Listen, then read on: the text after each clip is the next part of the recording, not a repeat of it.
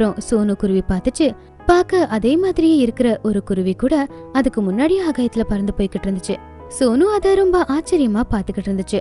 ஏன்னா இது வரைக்கும் அது மாதிரியே இருக்கிற ஒரு பறவைய அது பார்த்ததே இல்ல. அது உடனே அந்த குருவி பக்கத்துல போய் அதுகிட்ட கொஞ்சம் கொஞ்சமா பேச ஆரம்பிச்சுது. என்னோட பேரு சோனு குருவி. நீ பார்க்க என்ன மாதிரியே இருக்க. உன்னை இதுக்கு முன்னாடி நான் பார்த்ததே இல்லையே. நீ எங்க இருந்து வந்திருக்க?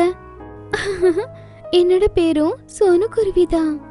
அதுக்கப்புறம் சோனு குருவி அதுகிட்ட நடந்த எல்லாத்தையும் சொல்லுச்சு. அப்ப அது சொல்லுச்சு, நீ ஒரு தங்க பறவையா இருந்துகிட்டு சாதாரண பறவைகளோட நட்பு வச்சிருக்க.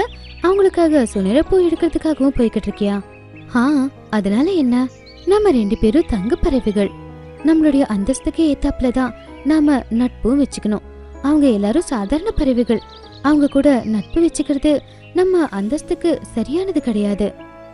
அந்த குருவி அப்படிப்பட்ட நிறைய விஷயங்களை சொன்னதை கேட்டதுனால சோனுவுக்கு ரொம்ப திமிராயிடுச்சு.